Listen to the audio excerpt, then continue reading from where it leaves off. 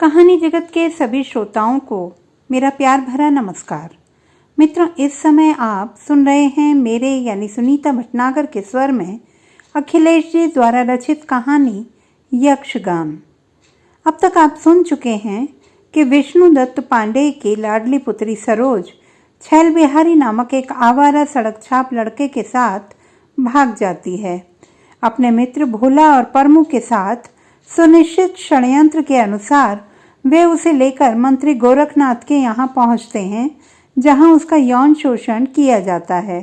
सामूहिक बलात्कार का यह समाचार जैसे ही राजनीतिक गलियारों तक पहुँचता है तो परिस्थितियाँ किस तरह मोड़ लेती हैं, सुनते हैं कहानी के इस अंतिम भाग में।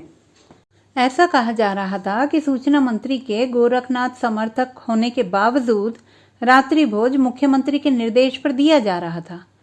दावत में सूचना मंत्री ने समस्त अतिथियों को शराब में डुबो दिया था। वह उन्हें अधिक से अधिक शराब पीने के लिए प्रेरित कर रहा था। इसका अनुरोध था कि आज यहाँ उपस्थित प्रत्येक व्यक्ति इतना अधिक पिए कि इस पीने को उसके जीवन में सबसे ज्यादा पीने के कीर्तिमान के रूप में याद किया जाए। खूब पियो, बेफिक्री से पियो के आह्वान के साथ वह और उसके अभिन्न जन बीच बीच में गोरखनाथ को निरपराध फंसाए जा रहे विषय पर संक्षिप्त किंतु सारगर्भित भाषण भी कर रहे थे।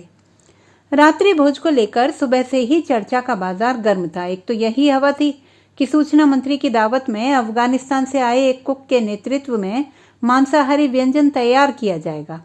सब कुछ इतना बेहतरीन और लजीज होगा कि सरोज कांड में गोरखनाथ का पलड़ा भारी हो जाएगा। मीरा यादव और सरोज का कोई ठिकाना नहीं मिलेगा। दूसरी बात जिसको लेकर विशेष सनसनी थी कि सुना जा रहा था कि रात्रि भोज में सम्मिलित होने वाले प्रत्येक पत्रकार को रंगीन टीवी सेट दिए जाएंगे, जो राज्य सरकार के उपक्रम वीडियो विश्व के उत्पाद होंगे।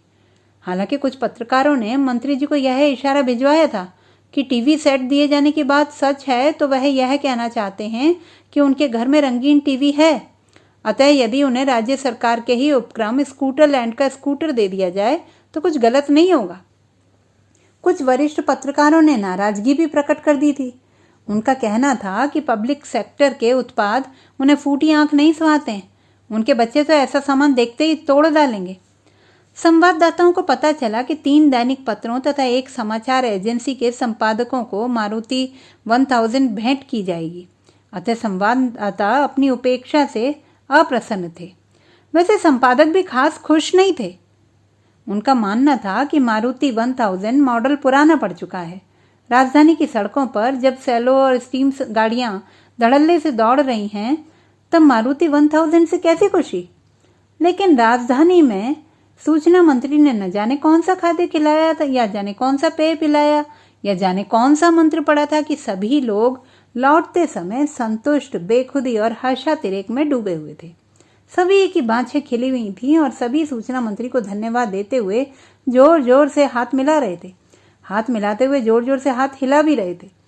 तो इस प्रकार पार्टी के मुखिया द्वारा मीरा यादव को फटकार, मुख्यमंत्री द्वारा गोरखनाथ से वैर भाव समाप्त करना और उनके समर्थन में खुलकर आना तथा मीडिया को अनुकूल करने के लिए सूचना मंत्री द्वारा आयोजित दावत, ये तीनों अचंभे में डाल देने वाली ऐसी चीजें थीं जिसकी कल्पना भी इस मामले में दिलचस्पी ले रहे लोगों ने नहीं की थी। और यह तो सपने में भी नहीं सोचा जा सकता था कि इतनी अकल्पनीय 3 घटनाएं एक ही दिनांक में घटित हो जाएंगी।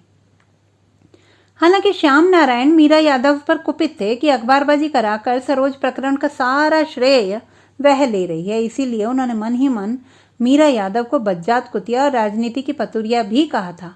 किंतु उनके पास इसके अलावा कोई विकल्प नहीं बचा था कि वह सरोज के पिता विष्णुदत्त को लेकर मीरा यादव के यहाँ जाएं, क्योंकि जहां तक उनकी पार्टी का सवाल है वह सरोज के साथ हुए जुल्म को आम जनता को जुझारू संघर्ष के लिए लामबद्ध करने वाला मुद्दा नहीं मानती थी। दूसरी सबसे बड़ी बात यह थी कि सरोज मीरा यादव के ही पास थी। ऐसे में श्याम नारायण क्या करते?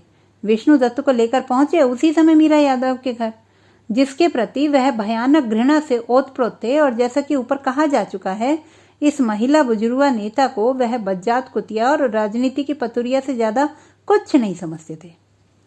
मीरा यादव के घर श्याम नारायण और विष्णुदत्त पहुंचे तो पता चला कि मीरा यादव है ही नहीं। पार्टी के मुखिया से उनकी मीटिंग है और मीटिंग कितनी देर तक चलेगी इस बारे में कुछ नहीं कहा जा सकता। घर के चारों तरफ मीरा यादव के आदमियों का पहरा था। इतनी रात आए इन 2 आगंतुकों को पहरेदारों ने घूरा। श्याम नारायण बोले, सरोज मेरे जीजा की बहन है और ये सरोज के पिता हैं। हम लोगों को सरोज के पास ले चलिए।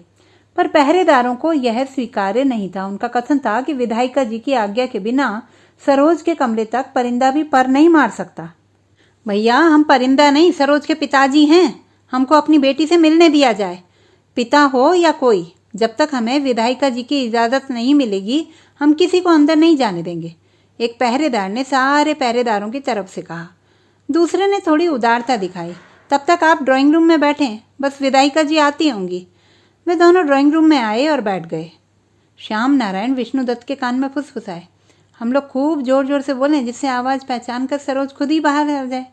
वे जोर जोर से बोलने लगे। खास तौर पर विष्णुदत्त तो लगभग चिल्लाकर अपने को व्यक्त कर रहे थे। रात के 11 बजे थे। दोनों की आवाज़ें बाहर जाकर रात के अंधेरे में मंडरा रही थी। फिर भी जब सरोज नहीं आई तो वे निराश हुए। श्याम नारायण में निराशा फैल ही रही थी कि उन्हें मेज पर रखी एक पत्रिका के आवरण पर इंसेट में सरोज की फोटो दिख गई। सरोज प्रकरण पर विस्तृत रिपोर्ट थी, लेकिन रिपोर्ट में नया कुछ ज़्यादा नहीं था। अखबारों में छप चुकी चीज़ों का संकलन मात्र थी यह रिपोर्ट। हाँ, गोरखनाथ का एक इंटरव्यू और मामले के कानूनी पहलुओं पर एक बॉक्स जरूर विचारोत्तेजक और सनसनीखेज था। बॉक्स लेखक ने अपनी टिप्पणी में गोरखनाथ के इंटरव्यू में कही गई कुछ बातों को भी शामिल करके टीका टिप्पणी की थी। जैसे कि गोरखनाथ ने बयान दिया था कि सरोज पांडे ने 164 का बयान मीरा यादव के उकसाने पर दिया है।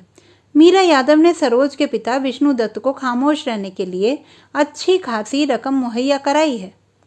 इस पर बॉक्स लेखक का कहना था कि भारतीय समाज में कोई लड़की कभी भी अपने साथ 4 लोगों द्वारा बलात्कार का आरोप नहीं लगाएगी, क्योंकि उसे और सभी को ज्ञात है कि इस बात से उसकी इतनी बदनामी होगी कि उसका समूचा जीवन बर्बाद हो जाएगा। और जहाँ तक विष्णुदत्त को अच्छी खासी रकम देकर अनुकूल करने का प्रश्न है तो यह अविश्वसनीय है, इसलिए कि विष्णुदत्त के पास 16 बीघे पक्के उपजाऊ खेत हैं और पक्का मकान है। यानी वह आर्थिक रूप से प्रताड़ित ऐसे विवश व्यक्ति नहीं हैं कि कुछ पैसों के लिए अपनी इज्जत और बेटी के भविष्य को सूली पर चढ़ा दें। लेखक ने उदाहरण दिया था कि बलात्कार के इसी प्रकार के मामले आंध्र प्रदेश के तत्कालीन माननीय न्यायाधीश वीपी राजू ने कहा था, पार्टीबंदी के कारण कोई भी व्यक्ति अपनी युवा पुत्री को बलात्कार के मुकदमे में डालकर उसके भविष्य को बर्बाद कर देगा, यह विश्वसनीय नहीं है। इस मुकदमे में बलात्कारी को 7 साल के कारावास की सजा हुई थी।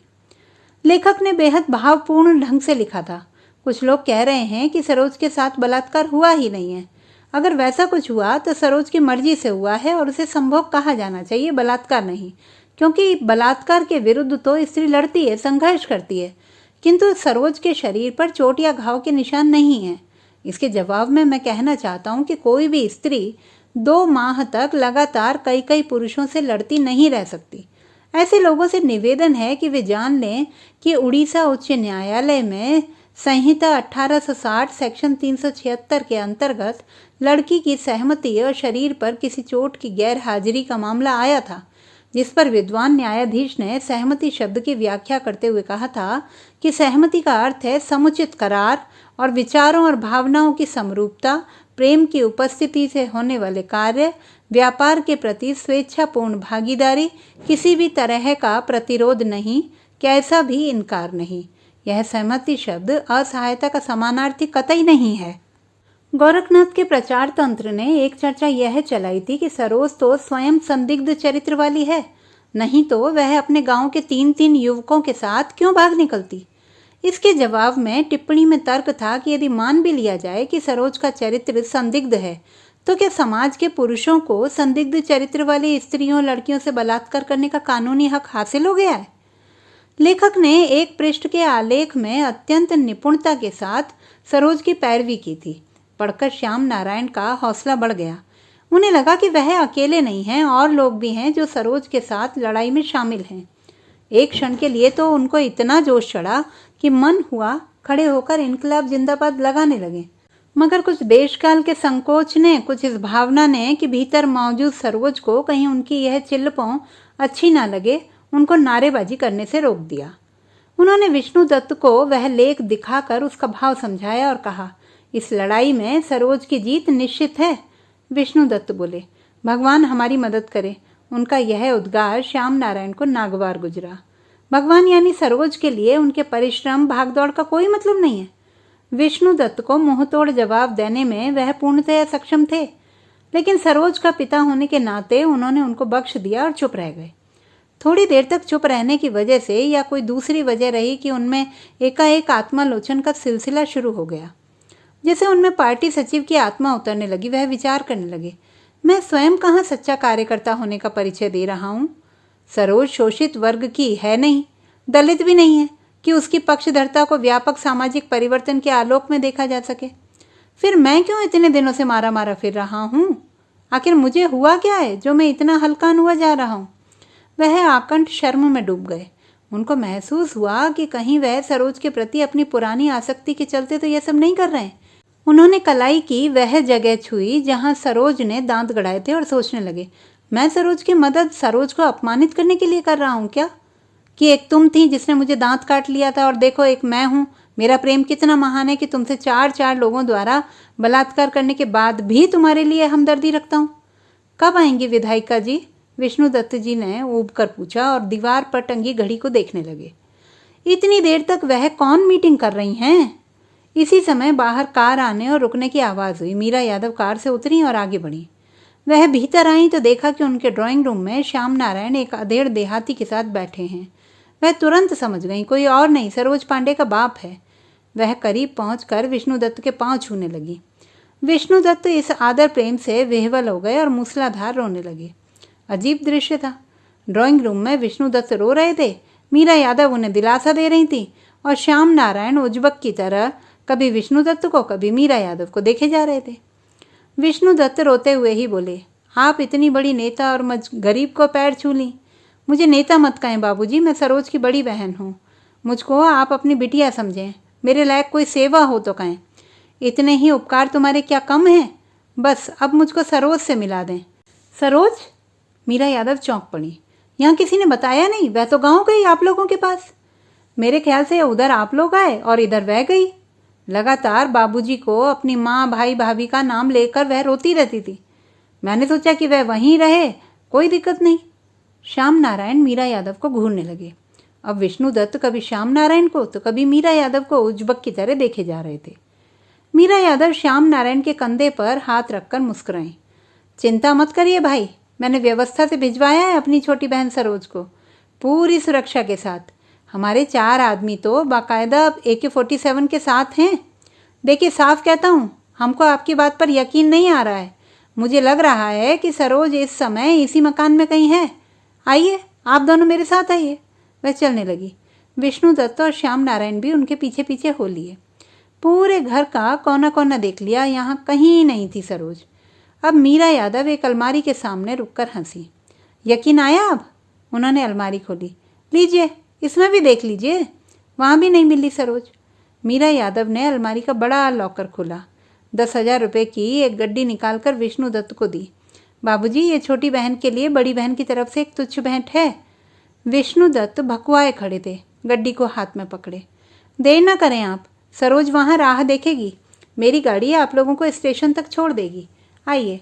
उन्होंने विष्णु दत्त को और श्याम नारायण को घर से बाहर निकलने का इशारा किया। वह खुद भी बाहर निकलकर कार तक आई। कार में बैठकर विष्णु दत्त ने मीरा यादव के प्रति कृतज्ञता में हाथ जोड़े। हम लोगों पर आप अपनी कृपा सदैव बनाए रखिएगा। मीरा यादव श्याम नारायण की तरफ देखी। फिर आइएगा तो मिलिएगा। श्याम नारायण ने उपेक्षा से चेहरा मोड़ लिया। वह खासे नाराज और उदास लग रहे थे। सरोज गोरखनाथ प्रकरण एकाएक इस तरह मोड़ ले लेगा, ऐसा उसको अंदाजा नहीं था। अभी कल तक जनता सरोज पर हुए अत्याचार से द्रवित थी और यह विश्वास कर रही थी कि गोरखनाथ की गिरफ्तारी यदि ना भी हुई तो इतना निश्चित है कि उनका राजनीतिक भविष्य चौपट होने से बच नहीं सकता। विशेष रूप से कॉलेज में पढ़ने वाली लड़कियों में गोरखनाथ के खिलाफ भयंकर घृणा और गुस्सा था। वे पारस्परिक बातचीत में गोरखनाथ के लिए फांसी से कम की सजा की पैरवी नहीं करती थी और असंभव नहीं था कि ये लड़कियां जल्दी ही सड़कों पर निकल आती। लेकिन इस खबर ने लोगों को हैरत में डाल दिया कि सरोज पांडे राजधानी छोड़कर अपने गांव चली गईं। इस बारे में मीरा यादव का वक्तव्य था कि उन्होंने सरोज को बार बार समझाया कि उसकी लड़ाई अकेली उसकी ना होकर समाज की लड़ाई बन गई है, इसलिए मामले को इस तरह अधर में छोड़कर उसका जाना उचित नहीं रहेगा। पर सरोज ने एक न सुनी और अपने परिवार वालों के पास जाने की जिद पर अड़ी रही। उसने यहाँ तक कहा कि यदि उसे घर नहीं पहुँचाया गया तो वह दुपट्टे को गले में कसकर मर जाएगी। अतः इन परिस्थितियों के मद्देनज़र सरोज को उसके गांव पहुंचा देने के अलावा मीरा यादव के पास कोई चारा न था। मीरा यादव ने यह उम्मीद प्रकट की थी कि जल्दी ही सरोज अपने परिवार वालों से मिलकर आ जाएगी। उसके आते ही गोरखनाथ के खिलाफ संघर्ष को फिर तेज किया जाएगा। कहने का मतलब मीरा यादव का संघर्ष रुका भर है, खत्म नहीं हुआ है। एक अखबार ने अपने संपादकीय में सरोज पांडे के पलायन पर अफसोस जाहिर किया था और लिखा था कि सरोज द्वारा इस तरह एकाएक बिना प्रेस को विश्वास में लिए चले जाने से संदेह की सुई उसकी तरफ भी घूमती है।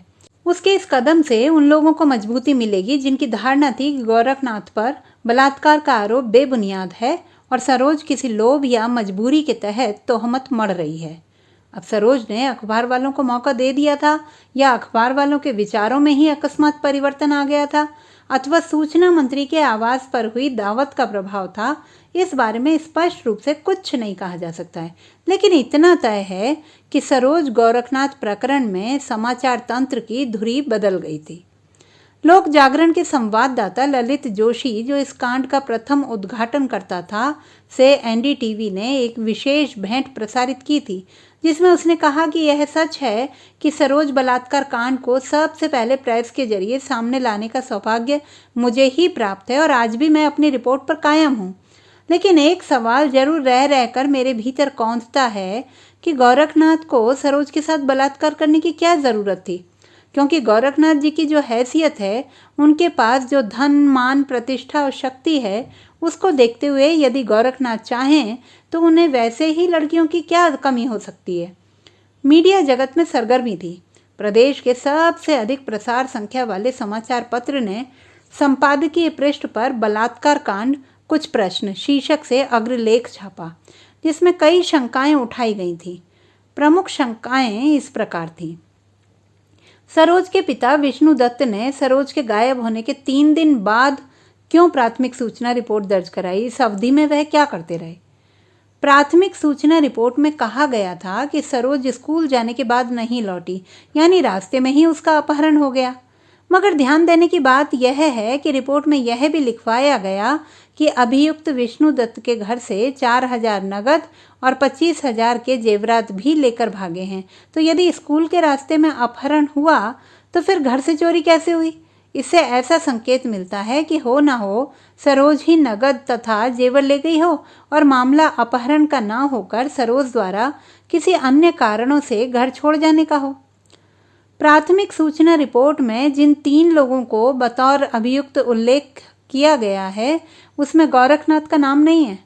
गौरतलब है कि गोरखनाथ का नाम इस केस में तब जुड़ता है जब सरोज प्रमुख विपक्षी दल की नेता मीरा यादव के पास पहुंच जाती है। हम यह नहीं कहते, कतई नहीं कहते कि सरोज की जुबानी सरोज की कहानी असत्य है। यहाँ हम केवल इस बात की तरफ इशारा कर रहे हैं कि प्राथमिक सूचना रिपोर्ट में मौजूद उपर्युक्त गड़बड़ियाँ सरोज के बारे में यदि किसी के भीतर शुभा पैदा करें तो आश्चर्य नहीं होना चाहिए। प्रदेश के सबसे पढ़े लिखे और प्रखर संवाददाता ने अपने अखबार के प्रथम पृष्ठ पर लिखा, सरोज कहती है कि कैद की अवधि में उसके साथ भयानक जुल्म किए जाते थे और उसे ठीक से खाना तक नहीं दिया जाता था। कभी कभी उसे बिस्कुट जैसे मामूली खाद्य पदार्थों से ही संतोष करना पड़ता था। पर यह समझ से परे है कि जैसा कि सरोज के पूर्व परिचित भी कहते हैं कि फिर वह मोटी कैसे हो गई है। हालांकि इस संदर्भ में प्रश्न किए जाने पर सरोज ने कहा कि उसकी भी समझ में यह बात नहीं आ रही है। उसका कहना था कि हो सकता है कि ऐसा उन गर्भ निरोधक गोलियों की वजह से हुआ हो जो उसे उन दिनों खिलाई गई थी। उक्त संवाददाता की समझ में यह बात भी नहीं आती कि जब सरोज को जौनपुर के खैराबाद मोहल्ले से मीरा यादव ले आई तो उसके हाथों में रंग बिरंगी गझिन चूड़ियाँ और पैरों में पायल क्यों थी। सरोज की दलील है कि उसे जबरन विवाहित के बाने में रखा गया था ताकि लोगों को शक ना हो। पर सवाल यह है कि वह क्यों चाहती थी कि लोगों को शक ना हो? वह कम से कम अपनी चूड़ियाँ तो तोड़ सकती थी। या कम से कम आज़ाद होने के बाद वह चूड़ियाँ और पायल की बेड़ियों को उतार कर फेंक सकती थी। ललित जोशी ने अपने अखबार के मुख्य पृष्ठ पर पुनः ऐसी खबर दी जो अन्य अखबारों में नहीं थी। उसने लिखा कि सरोज पांडे कथित बलात्कार के समय बालिग थी या नाबालिग, इसको लेकर विवाद है, क्योंकि जहां सरोज की अवस्था स्कूल के और उसकी जन्मपत्री के हिसाब से 16 साल ठहरती है, वहीं मेडिकल रिपोर्ट के मुताबिक वह करीब 18 वर्ष की है। द्रष्टव्य है कि मेडिकल रिपोर्ट की उम्र को 2 साल आगे पीछे खिसकाया जा सकता है, अतः सरोज बकौल मेडिकल रिपोर्ट 20 वर्ष की हो सकती है, यानी बालिग। और ऐसी स्थिति में यदि यह सिद्ध हो गया कि वह घर से स्वेच्छा से भागी थी तो उसका मुकदमा कमज़ोर हो जाएगा, क्योंकि कानून के अनुसार नाबालिग लड़की को उसकी इच्छा होते हुए भी भगाना जुर्म है, किंतु बालिग होने पर ऐसा नहीं है। अतः कानूनविदों की राय में मुकदमे में मेडिकल रिपोर्ट की अहम भूमिका हो सकती है। उस स्थिति में तो और भी, जब शुरू की मेडिकल रिपोर्ट में सरोज को पुरुष सहवास की अभ्यस्त बताया जा चुका है। उसके बाद ललित जोशी ने कुछ विधि विशेषज्ञों के विचार प्रस्तुत किए थे जो ललित जोशी की राय से लगभग इत्तेफाक रखते थे। एक नए किंतु विचारोत्तेजक और निर्भीक राष्ट्रीय हिंदी दैनिक ने मुद्दा स्तंभ के अंतर्गत लगभग पूरा पृष्ठ सरोज बलात्कार कांड पर केंद्रित किया। उसके केंद्रीय आलेख में बार बार यह सवाल उठाया गया कि आखिर सरोज के बारे में सूचनाएं मीरा यादव तक कैसे पहुंची। अखबार के अनुसार इस गुत्थी को सुलझाए बिना मामले की तह तक पहुंचना मुश्किल है। वैसे लेखक ने विभिन्न विश्वस्त सूत्रों से कुछ जानकारियां हासिल की थीं। एक सूत्र ने बताया था कि सरोज का अपने एक रिश्तेदार श्याम नारायण से गहरा प्रेम चल रहा था, लेकिन एकाएक पासा पलटा और सरोज श्याम नारायण को धता बताकर अपने ही गांव के युवक छैल बिहारी से प्रेम करने लगी। श्याम नारायण सरोज के धोखे और बेवफाई से धधकता रहा और उसने बदला लेने की ठानी। वह सरोज को बदनामी के उस मुकाम तक पहुंचा देना चाहता था जिससे सरोज को कोई भी अपना बना सकने की हिमाकत ना करे।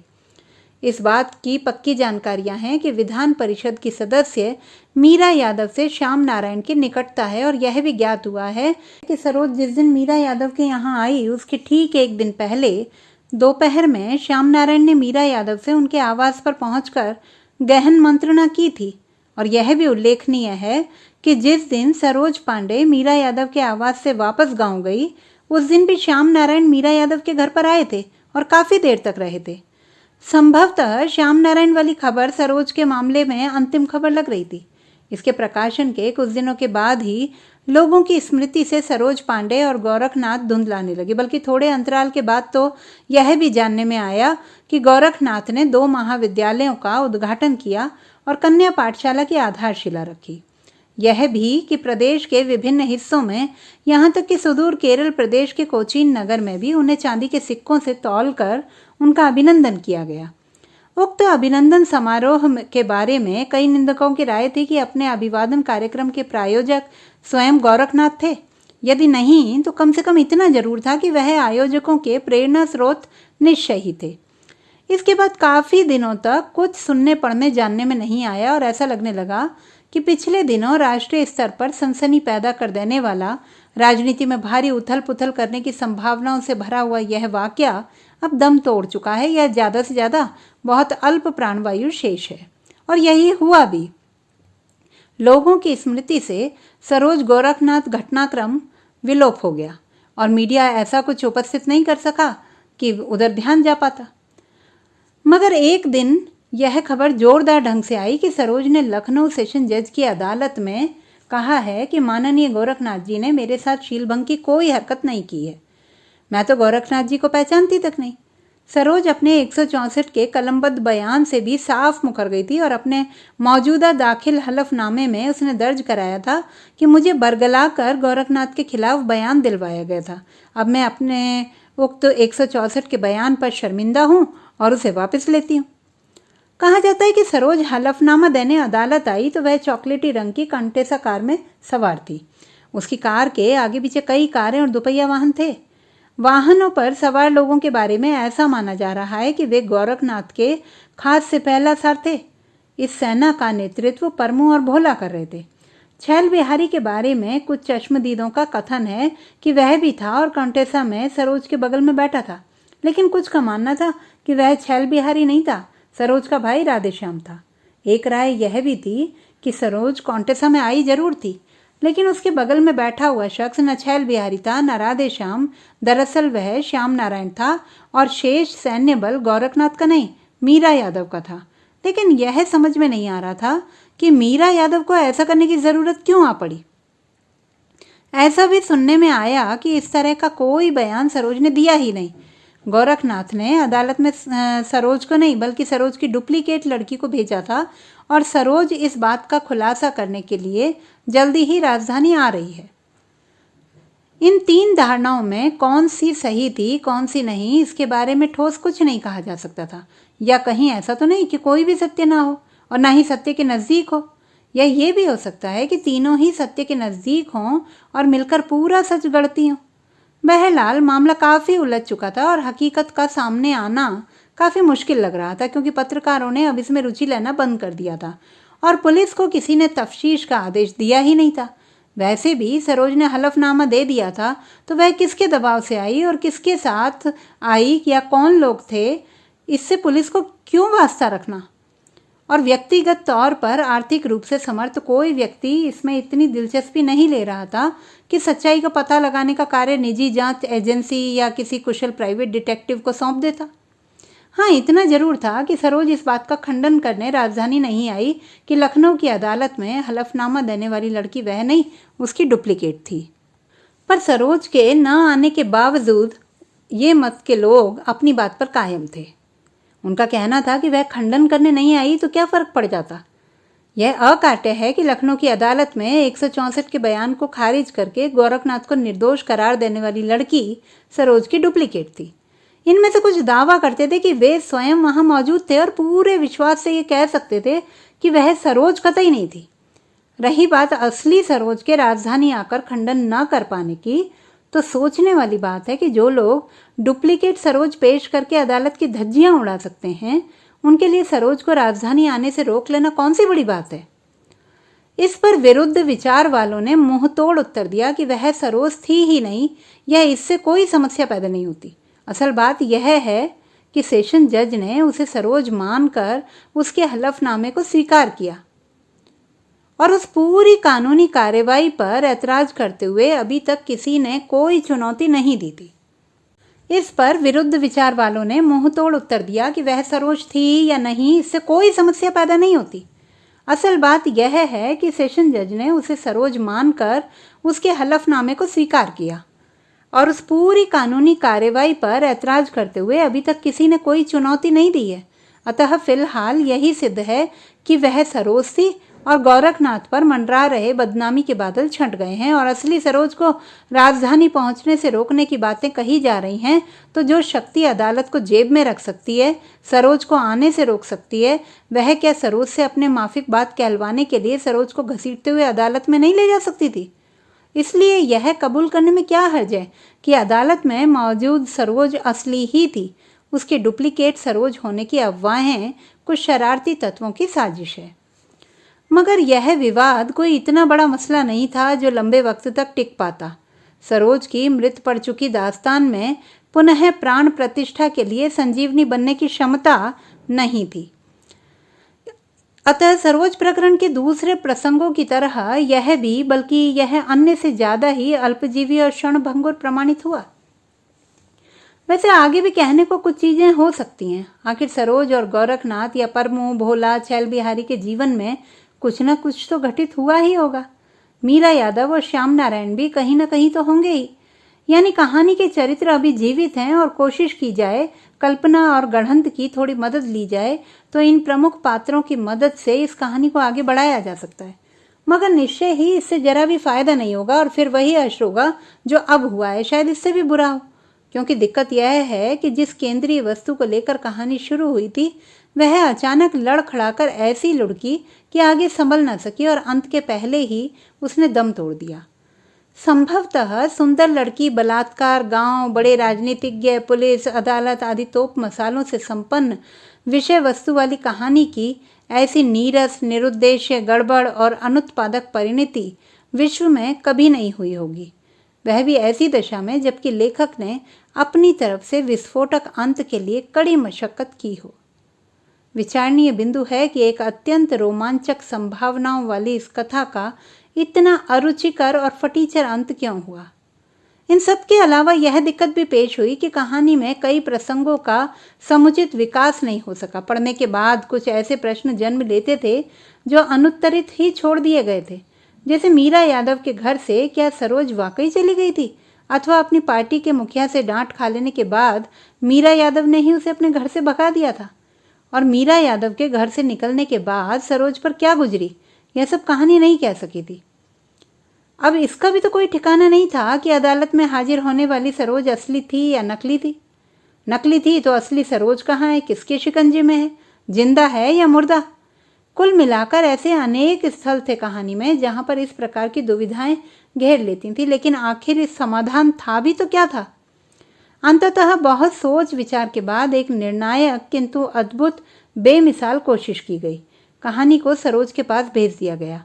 चूंकि सरोज कहाँ पर है इसका निश्चित संज्ञान नहीं था, अतः कहानी की एक एक टंकित प्रतिलिपि क्रमशः विष्णुदत्त, मीरा यादव, श्याम नारायण, गोरखनाथ, छैल बिहारी, महंत जी और कोई कसर ना रहे इस दृष्टिकोण से भोला और परमू को भी पंजीकृत डाक द्वारा भेज दी गई। लिफाफे में 2 पत्र भी संलग्न थे। एक में संबंधित व्यक्ति से निवेदन था कि वह इस कहानी और उसके नाम लिखे पत्र को सरोज तक पहुंचाने का कष्ट करें, अति कृपा होगी। और सरोज के नाम लिखे पत्र का सार यह था कि सबसे पहले उससे कुशल क्षेम पूछा गया था, फिर कहानी पढ़ने का आग्रह करते हुए प्रार्थना की गई कि वह इस कहानी पर अपनी प्रतिक्रिया अवश्य दे। अंत में 17 प्रश्नों की एक तालिका थी जिसमें कहानी पढ़कर जन्मने वाले संशयों, जिज्ञासाओं, कौतूहलों का समाधान करने वाले उत्तर मांगे गए थे। अंत में कष्ट देने के लिए क्षमा याचना की गई थी और हमदर्दी प्रकट करते हुए कहा गया था कि यदि किसी भी प्रकार की मदद की आवश्यकता पड़े तो वह कहने में बिल्कुल संकोच न करे। पत्र समाप्त हो जाने के बाद पुनश्च उपशीर्षक के अंतर्गत एक पंक्ति थी, याद दिला रहा हूं कि कहानी लंबी है मगर पढ़िएगा जरूर। कहानी पर आपकी प्रतिक्रिया का इंतजार मैंने अभी से शुरू कर दिया है। विश्वास करिए अपनी कहानी पर आपकी राय पाकर बहुत कृतज्ञ होऊंगा। और वाकई 12 दिन बाद सरोज का पत्र आया। कहानी उसे कैसे हासिल हुई इसके बारे में कुछ नहीं कहा जा सकता। उसने चिट्ठी कहाँ से पाई यह भी स्पष्ट नहीं था, क्योंकि लिफाफे पर मुहर इतनी चटक थी कि अक्षर रोशनाई से पुत गए थे। और अगर यह स्पष्ट होता कि चिट्ठी कहाँ से चली है तो सरोज कहाँ पर है, इस बात का सुराग थोड़ा ज़्यादा लगाया जा सकता था। खैर, सरोज जहाँ भी हो, अपने गांव में गोरखनाथ, महंत, मीरा यादव जिसके भी कब्जे में हो, उसका पत्र तो आया ही था। पत्र की हूबहू नकल नीचे प्रस्तुत है। आदरणीय लेखक जी, सादर प्रणाम। अत्र कुशलम तथास्तु। आगे समाचार यह है कि मुझ पर कहानी लिखी, इसके लिए हमारी तरफ से कोटिशः धन्यवाद। आपने मेरी राय चाही है कहानी पर, तो मैं यह कहना चाहती हूँ कि मैं कहानी वहानी के बारे में क्या कह सकती हूँ। न ज़्यादा पढ़ी लिखी हूँ, न विद्वान हूँ, न समालोचक हूँ। शायद आपने इस नकार की मंशा इसलिए जाहिर की है कि चूंकि कहानी मुझे केंद्र में रखकर लिखी गई है तो मुझे कैसी लगती है यह जानना दिलचस्प होगा। अतः आपकी खुशी के लिए यही कह रही हूँ कि कहानी बहुत सुंदर है, काफ़ी प्रभावशाली है, भाषा बड़ी सशक्त है और शिल्प भी अच्छा है। लेकिन मुझे लगता है कि कहानी में कई जगह आप कन्नी काट गए हैं। या तो उन बातों को आप लिखना नहीं चाहते या उन्हें लिख सकने की काबिलियत आप में नहीं है। जैसे कि गोरखनाथ ने महंत जी के मकान में जब परमो, भोला, छैल बिहारी को भगाकर मेरे साथ बलात्कार किया, इस अत्याचार का कोई चित्रण आपकी कहानी में नहीं है। अपने को गोरखनाथ से बचाने के लिए मैंने जो संघर्ष किया वह भी नहीं है। बलात्कार के बाद मेरी क्या मनः स्थिति थी, मेरे हृदय पर क्या गुजर रही थी, इन सब को क्या आप सामने ला सके हैं? ऐसे 1-2 नहीं, पूरे 23 प्रसंग हैं जहां आप सही बात कहने से चूक गए हैं। यदि आपकी इच्छा है कि आपकी कहानी सच्चाई का दर्पण बने तो आपको उन 23 प्रसंगों को सही सही लिखना होगा। ऐसा करें कि आप मेरे पास आ जाएं। मैं 23 प्रसंगों के अतिरिक्त भी ऐसी कई चीज़ें बतलाऊंगी जिन्हें कहानी में पिरोकर आप उसे अधिक उत्कृष्ट बना सकते हैं। जब आप मिलेंगे तब मैं उन 17 सवालों के जवाब भी आपको दे दूंगी जिनकी सूची मेरे पास प्रेषित की गई है। हाँ, मैं यह नहीं बताऊंगी कि मैं कहाँ हूँ, क्योंकि यदि मैं अपना पता ठिकाना लिख देती हूँ तो हो सकता है यह खत आपके पास पहुँचने से पहले ही दुश्मनों के हाथ लग जाए। या कौन ठीक है कि आप भी हमारे दुश्मनों के साथ हों और कहानी के चक्कर में मैं कहाँ हूँ यह जानने के लिए यह चक्कर चलाया गया हो। ऐसा भी हो सकता है कि अभी आप हमारे हमदर्द हों, लेकिन पता जान लेने के बाद किसी दबाव या लालच के वशीभूत मेरे दुश्मनों से मिल जाएं। यह भी तो मुमकिन है कि आप दुश्मन ही हो। अतः आपको स्वयं ढूंढना पड़ेगा कि मैं कहाँ हूँ। हाँ, इतना तय समझिए कि बिना मुझसे मिले आपकी कहानी में कमियां बनी रहेंगी। मैं यह भी कहना चाहती हूँ कि आपने अपनी कहानी के फटीचर अंत का जो रोना रोया है ना, उस दिशा में भी मैं मिलने पर आपकी मदद करूँगी। मैं आपको आगे भी ऐसी बहुत सी बातें बताऊंगी जिससे इसमें आए हुए चरित्रों के बारे में एकदम नई जानकारियां मिलेंगी। उनके इधर के ऐसे समाचार दूंगी कि आप कहेंगे कि आपकी कहानी में अभी कुछ भी नहीं आया है। आपको निश्चय ही सशक्त अंत करने के लिए मैटर भी दूंगी, बशर्ते आप मुझे ढूंढ पाएं और मुझसे मिल सकें। धन्यवाद, सरोज पांडे। सरोज के पत्र से मामला सुलझने के बजाय अधिक उलझ गया। सरोज ने बार बार दुश्मनों का जिक्र किया है। कौन है उसके दुश्मन? यदि सेशन जज की अदालत में हलफनामा देने वाली सरोज असली सरोज नहीं थी, डुप्लीकेट थी, तब तो गोरखनाथ, परमू, भोला और छैल बिहारी ही उसके दुश्मन है। और अगर वह असली सरोज थी तो फिर कौन हो सकते हैं उसके दुश्मन? इसके अतिरिक्त कहानी से जुड़े 17 प्रश्न पहले की तरह अनुत्तरित थे और सरोज ने अपने पत्र में कहानी के अन्य 23 प्रसंगों को भी कटघरे में खड़ा कर दिया था। ऊपर से कहानी के अंत के फटीचर होने की बात उसने भी स्वीकार की थी। अतः हर दृष्टि से यही उत्तम था कि सरोज से मुलाकात की जाए। यह कोई कठिन भी नहीं लग रहा था, क्योंकि जब सरोज तक कहानी और पत्र पहुंच सकते हैं तो कोई इंसान क्यों नहीं पहुंच सकता। ज़्यादा से ज़्यादा उसे उन सभी पतों पर जाना पड़ेगा जिन पर कहानी वाले लिफाफे की रजिस्ट्री की गई थी। ऐसा भी हो सकता है कि पहले या दूसरे संपर्क सूत्र पर ही सरोज मिल जाए, लेकिन सरोज किसी भी पते पर नहीं मिली। गोरखनाथ और मीरा यादव ने तो सरोज का नाम सुनते ही गाली बकनी शुरू कर दी। भोला, परमू और छैल बिहारी मिले ही नहीं। उनके ठिकानों पर जाने पर ज्ञात हुआ कि वो वैष्णो देवी का दर्शन करने जम्मू गए हुए हैं। कुछ लोगों ने दबे स्वर में बतलाया कि वे तीनों भारत नेपाल सीमा पर तस्करी कर रहे हैं।